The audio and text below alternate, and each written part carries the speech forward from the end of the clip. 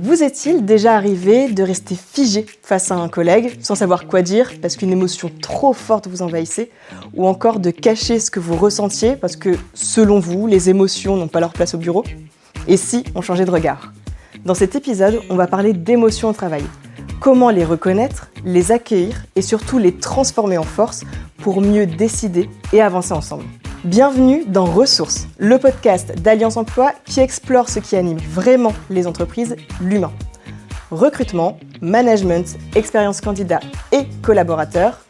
Ici, pas de vernis, mais les enjeux du terrain, les questions qui font la marque employeur.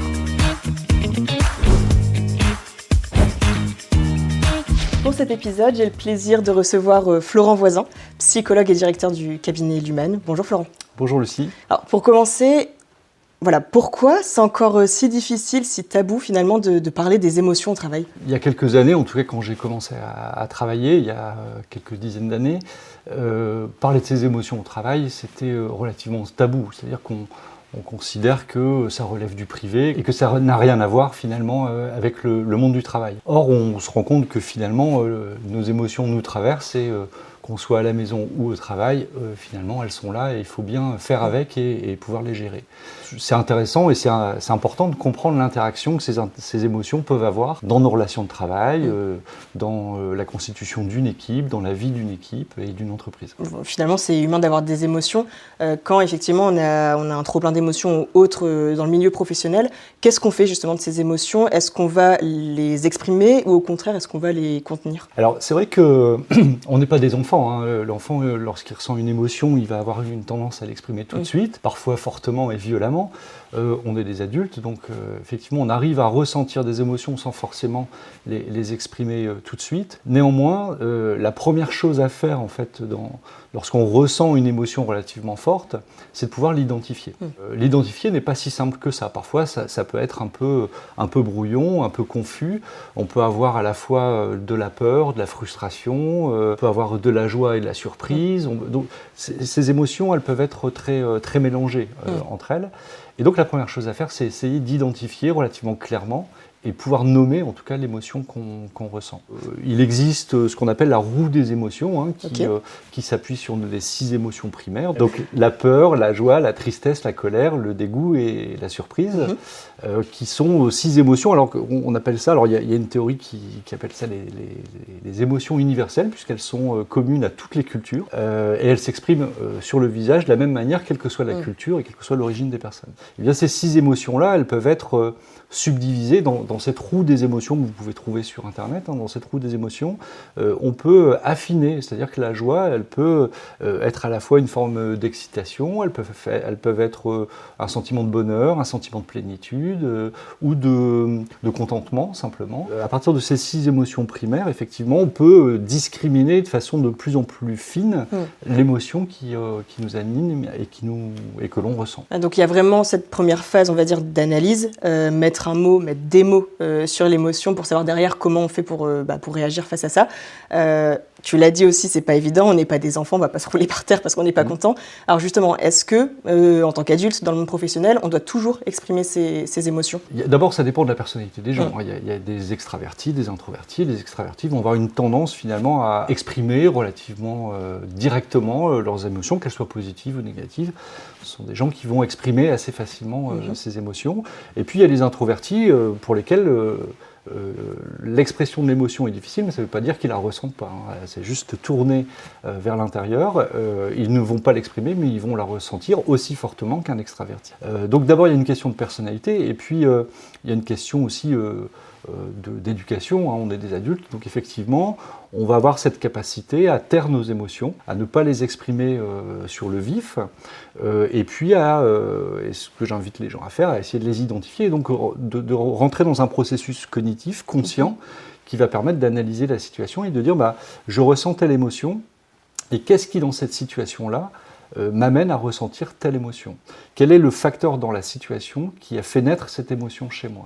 Et ça, c'est extrêmement important parce que ça permet aussi de comprendre pourquoi, dans certaines situations, on va se sentir en colère, on va ressentir un sentiment de malaise, une frustration, etc. Et donc, comment je relie l'émotion que je ressens à la situation. Et ça, c'est important parce que chaque émotion, finalement, agit comme un voyant sur le tableau de bord d'une voiture. C'est-à-dire que c'est une alerte que notre système nerveux nous envoie. Si vous la négligez, eh bien, à un moment donné, votre voiture risque de tomber en panne. En tout cas, il y a un truc qui ne va pas, il faut pouvoir en tenir compte. Donc ce signal d'alerte, il faut en tenir compte, il faut pouvoir mettre des mots et puis le rattacher à la situation. Et chaque émotion est censée répondre à un besoin. C'est-à-dire qu'elle naît parce qu'elle... notre système nerveux, en tout cas, se rend compte qu'il y a un besoin qui risque de plus être comblé. Et donc d'identifier à quel besoin ça correspond, c'est comme ça qu'on tourne une émotion en force. C'est très clair. Et alors, tout à l'heure, je me permets de rebondir parce que pendant nos échanges, on avait parlé de contraintes émotionnelles. C'est quoi exactement ? Alors, la contrainte émotionnelle, c'est le fait... Alors, il y a deux choses dans la contrainte émotionnelle. La première chose, c'est le fait de devoir contenir ses émotions et de ne pas du tout devoir les exprimer. Et dans le milieu du travail, il y a beaucoup de situations où on doit taire ses émotions. Ou alors d'être au contact de personnes qui expriment, par contre, eux, assez facilement et assez aisément leur mécontentement, leur colère, etc. La contrainte émotionnelle, c'est l'un des facteurs des risques psychosociaux. Donc, parmi les risques dans la situation de travail qui peuvent amener à dégrader la santé mentale des personnes, c'est l'un des facteurs de risques psychosociaux, parce que devoir taire ses émotions continuellement ou devoir faire face à une agressivité continue, eh bien ça va générer chez nous une frustration, et donc ça va puiser dans nos ressources cognitives, dans nos ressources mentales, pour pouvoir contenir ces émotions. Et à un moment donné, les ressources ne sont pas infinies, et donc on peut aller jusqu'à l'épuisement finalement professionnel. Ces contraintes émotionnelles, on les retrouve souvent dans des métiers qui sont en lien avec le public. Je pense aux pompiers, je pense aux gendarmes, je pense aux professeurs, etc., où ils doivent contenir continuellement leurs émotions et avoir ce qu'on pourrait appeler une poker face et ne pas exprimer d'émotions du tout. Et ça peut être difficile à la longue de contenir en fait ces émotions et demander beaucoup d'énergie à notre psyché pour contenir ses émotions. Et du coup, donc là tu donnais l'exemple des métiers exposés au public, pardon. Justement, les métiers qui sont moins exposés au public, par exemple le métier de bureau, on va être classique, est-ce que c'est la même situation par rapport aux émotions du travail ? Alors, les métiers du tertiaire ou du service c'est pas non plus tout rose, c'est-à-dire qu'il peut y avoir des conflits avec des collègues, une mésentente avec un manager, un stress vécu parce qu'un client mécontent, etc., etc. Donc il y a aussi plein de sources de ressentir en fait des émotions positives ou négatives. Ça peut être la réussite en équipe d'un challenge, d'un projet, etc. Donc il peut y avoir aussi de la joie qu'on ressent dans le travail. Et donc les émotions sont présentes. Et l'idée, c'est ce qu'on disait tout à l'heure, c'est pas forcément de l'exprimer tout de suite et de la façon la plus spontanée possible, mais de pouvoir d'être en capacité de dire bah voilà, à ce moment-là, j'ai ressenti telle émotion, j'ai ressenti un peu de colère parce que, et de pouvoir expliquer ce qui dans la situation en fait a généré cette colère chez nous. Donc de pouvoir l'exprimer, la verbaliser, mais pas forcément l'exprimer émotionnellement.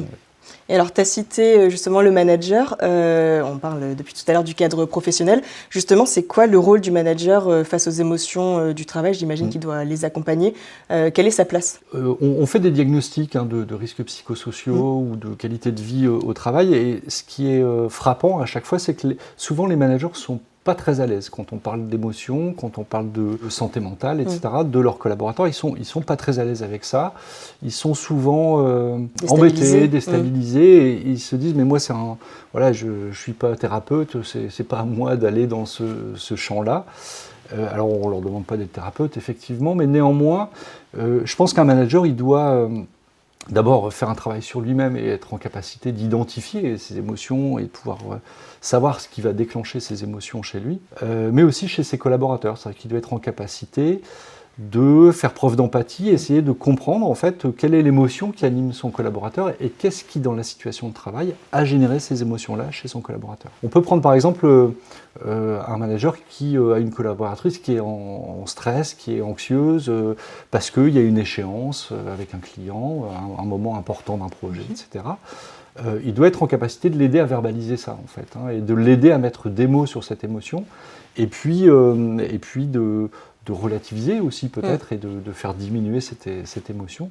Ne serait-ce que l'exprimer déjà, c'est assez rassurant de savoir que mon manager comprend l'émotion que je ressens. C'est juste l'empathie, ça fait partie de notre manière de vivre ensemble et je pense que les managers doivent s'emparer en fait de ce pouvoir-là en tout cas. Donc c'est vraiment ce rôle de cadre un peu rassurant que le manager doit porter et doit accompagner. Après tu l'as dit, il y a une limite, le manager n'est pas thérapeute. Florent, il y a juste un dernier point que j'aimerais aborder avec toi qui est hyper important, c'est la notion de décharge émotionnelle. Est-ce que tu peux nous en dire un peu plus ? La décharge émotionnelle, ça permet en fait aux personnes de verbaliser, de mettre des mots sur les émotions le plus rapidement possible après l'événement traumatisant. C'est important parce que justement, le fait de pouvoir exprimer cette émotion-là, ça va faire en sorte que elle vous empêchera peut-être moins de dormir, de passer de mauvaises nuits ou de générer un stress post-traumatique suite à l'événement traumatisant. Et donc, de permettre à la personne, dans un cadre sécurisé, souvent face à quelqu'un qui est anonyme et qui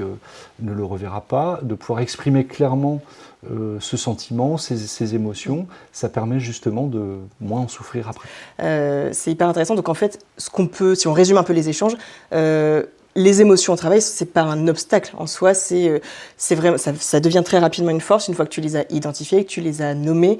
Ça te permet, voilà, comme je le disais en introduction, d'avancer et de mettre l'humain, le collectif au centre des échanges. Tout à fait. Merci beaucoup Florent.